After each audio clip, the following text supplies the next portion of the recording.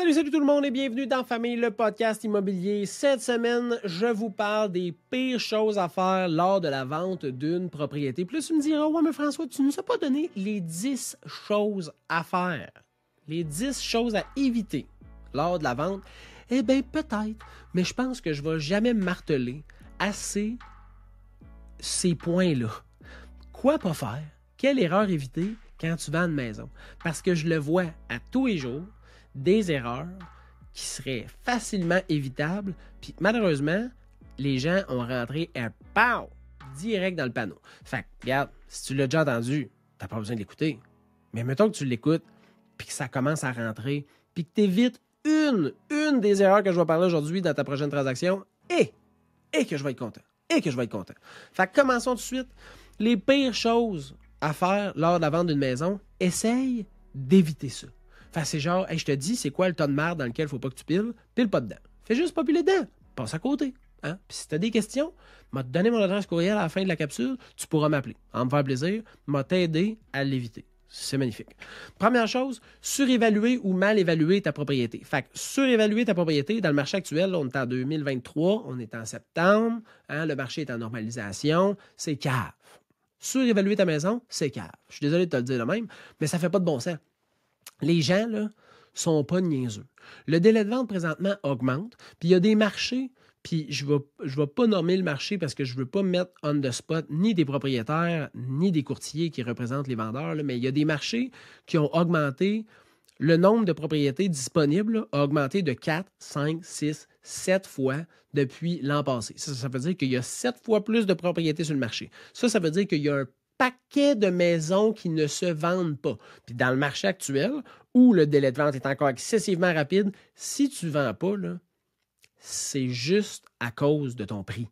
Parce que même une chiotte se vend super rapidement, s'il est au bon prix. Mais même une maison magnifique dans un secteur où tout le monde veut habiter, ski in, ski out, ce que tu veux, là, s'il est trop cher, il n'y a personne qui va aller la visiter, personne qui va faire d'offre, puis tu ne vendras pas. Fait que surévaluer ta maison, c'est pas une bonne idée.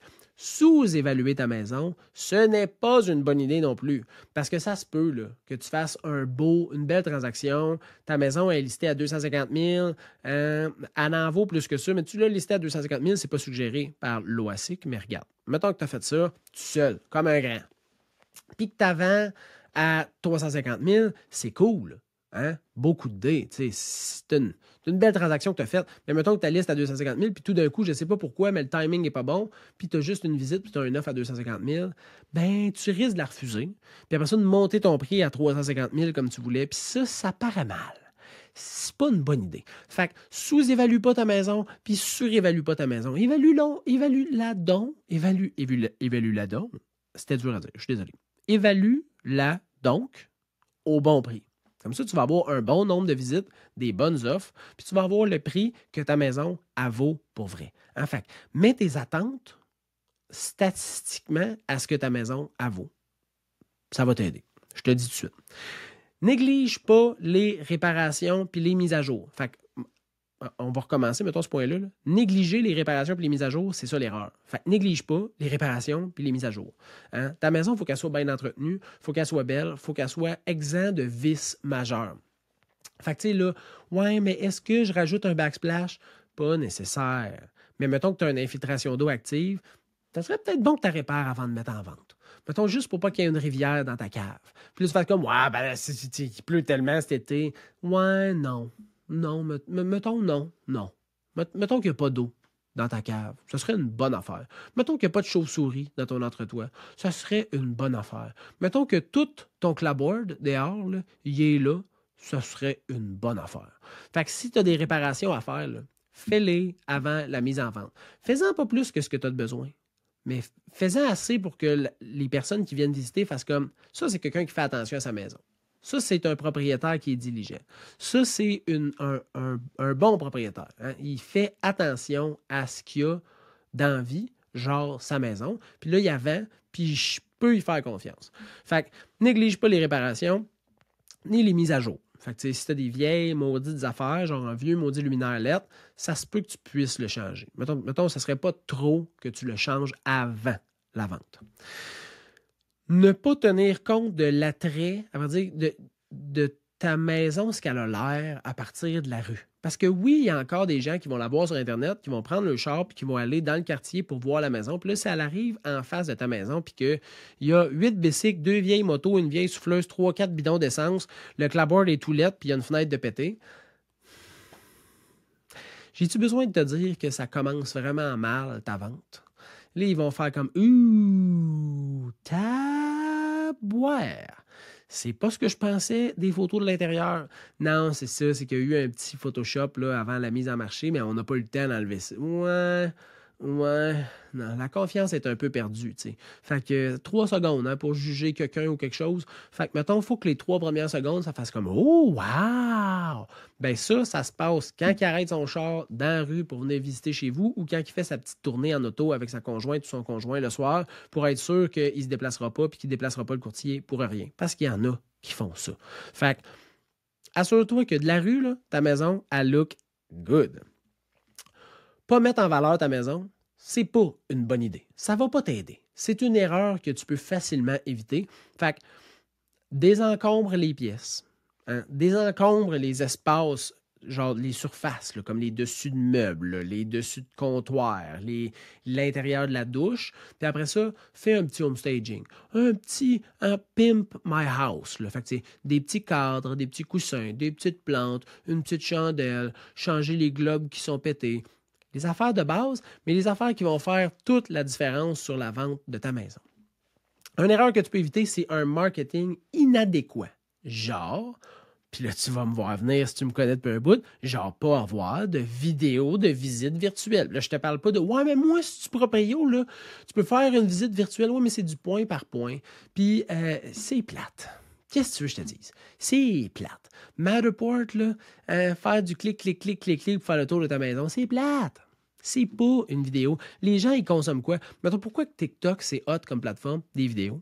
Instagram, au fil du temps, c'était juste des photos. Maintenant, c'est des vidéos. Facebook, c'est des vidéos. YouTube, c'est des vidéos. C'est des vidéos que les gens écoutent. Fait que, mettons que tu veux vendre ta maison, qui est une des transactions les plus importantes de ta vie en 2023, là, fais donc une vidéo. Puis, mettons que tu veux beurrer épais, fais-en donc plusieurs. Hein? Puis, mets-les donc sur toutes les plateformes, autant verticales qu'horizontales. C'est pas trop, ça coûte pas super cher, puis ça vaut vraiment, vraiment la peine. Moi, j'ai vendu un chalet de 750 000 plus taxes sur TikTok. J'en ai vendu bien d'autres, là, mais c'est un exemple. Hein? Le vidéo, là, parce que c'était pas des photos, le vidéo, il était vertical, il était interactif, il était le fun, il était beau, puis ça a été payant. Pour le propriétaire, pour moi, mais pour l'acheteur aussi, parce qu'il a trouvé son deal. Fait que, fais des vidéos. Regarde, c'est une erreur que tu peux éviter facilement. Là. Tout le monde a un téléphone cellulaire. Rate pas ta chance. T'as dit comme ça. Manquer de coopération pour les visites, une autre erreur que tu peux éviter. Genre, tu sais, tu veux la vendre ta maison. Fait que, mets donc une plage horaire de visite qui est intéressante. Genre, dis-moi pas qu'on peut pas visiter le soir, puis que dimanche, tu as un tournoi de ci, puis de ça, puis ta fille, puis ça, puis ça, puis ci. Non, tu veux vendre ta maison. Accepte le plus de visites possible. Tu sais, pendant la COVID, là, mettons, il n'y avait rien d'ouvert. Hein, les restos n'étaient pas ouverts, les carrefours n'étaient pas ouverts. Fait que si tu étais monoparental avec 4 enfants, c'était un peu de la merde. Tu ne pouvais pas non plus aller chez le voisin, c'est comme, tu ne pouvais pas aller nulle part. T'sais. Fait que c'était de la merde. Je comprends. Mais là, tout est ouvert. Présentement, on est en septembre, il fait beau dehors. Tu peux aller voir ta famille. Tu as sûrement une gardienne. Tu peux aller tu peux aller au Volt. Tu peux aller faire de l'escalade au dévers. Tu peux aller écouter un film au cinéma. Tu peux aller partout. Fait que, essaye d'accepter toutes les visites que tu peux. Là, tu sais, si tu as des enfants, passer 7 heures, 7h30, c'est peut-être pas le bon moment pour visiter la semaine, tu sais. Mais essaye de donner le plus de disponibilité possible pour les acheteurs potentiels. Ça va tellement t'aider. Fait que, évite cette erreur-là. Ça va grandement augmenter le nombre de visites que tu vas avoir chez vous.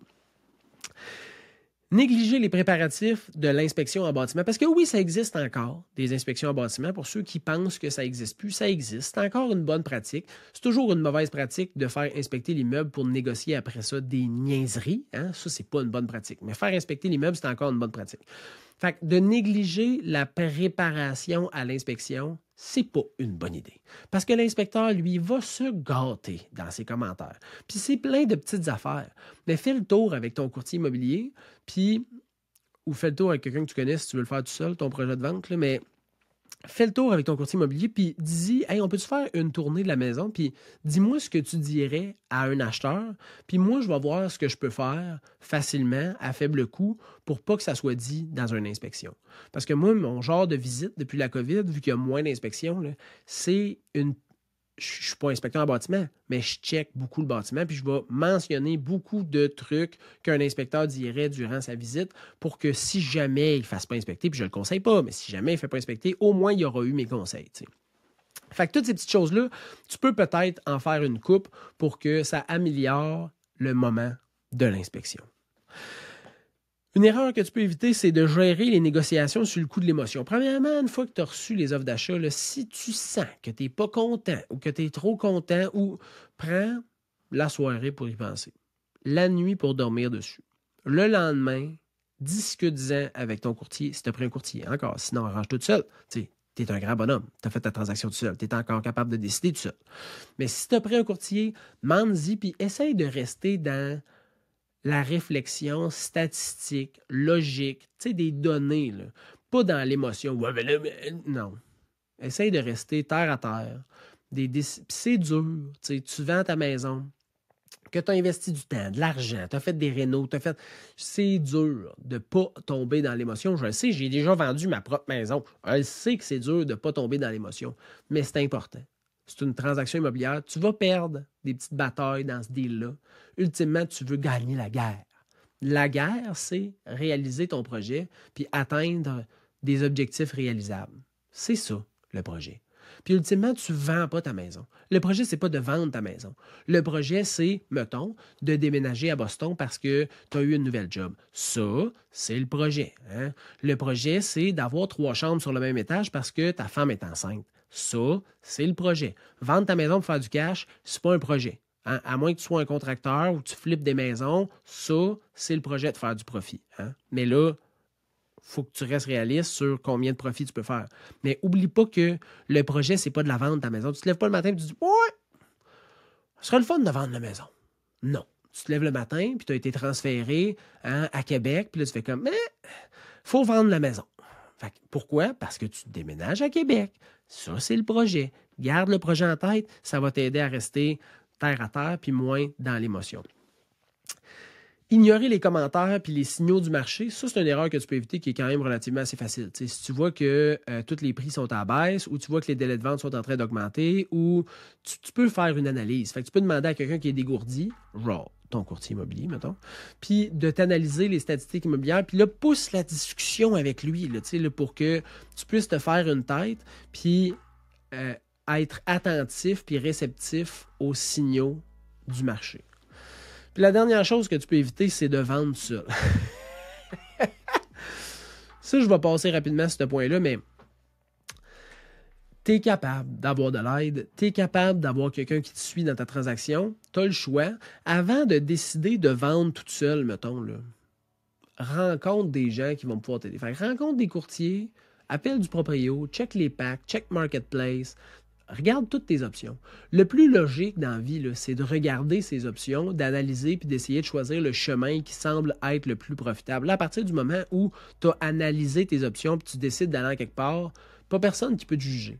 Parce que c'est rare que tu dis c'est la pire crise de décision que je peux prendre de ma vie, mais hey, je la prends quand même. Je suis sûr que c'est la meilleure mauvaise décision que je peux prendre. Non. D'habitude, tu fais comme parce que telle affaire, je vais y aller avec cette décision-là, puis je vais l'essayer, puis s'il y a de quoi, je reverrai de bord, puis je prendrai d'autres choses, mais je pense que pour l'instant, avec mon bagage, ce que je sais, ce que je connais, ce que j'ai de besoin, ce qui arrive, j'ai pas le choix de prendre cette décision-là, c'est ça que je vais faire. Puis là, il n'y a pas personne qui peut te juger. Mais si tu n'analyses même pas tes options, c'est pas un choix super réfléchi. On s'entend, hein? Et c'est pas logique, hein? C'est ça. Fait que si tu es sur le bord d'investir, mettons, je sais pas moi, à la bourse, tu n'ouvres pas, puis tu fais pas comme la première action à la bourse qui commence par A, quelque chose, c'est ça que je prends. Tout le monde va dire, t'es bien débile. Ouais, mais ça. c'est une bonne décision, là. Ben non, comment t'as fait ton analyse? C'est la première action. Ah, tu vois, ça a l'air un peu débile, hein, de ne pas réfléchir à ses affaires. Mais c'est la même chose en immobilier. Fait que prends le temps de regarder toutes tes options, puis là, choisis, puis à partir de là, personne peut te juger. J'espère que vous avez aimé la capsule. C'est toutes des choses que vous pouvez éviter. C'est toutes des conseils qui sont applicables. C'est toutes des choses qui sont logiques. Des choses que vous allez pouvoir bénéficier si vous faites attention dans votre transaction de vente immobilière. Si vous avez des questions, vous pouvez m'écrire au info@serviceimmobilier.ca, le info@serviceimmobilier au singulier.ca. Ça va me faire plaisir de vous aider. Puis sinon, prenez ces conseils-là, puis faites ça tout seul, mais au moins, toutes ces petites choses-là, vous allez pouvoir les éviter. Je vous souhaite une bonne fin de journée. Bye.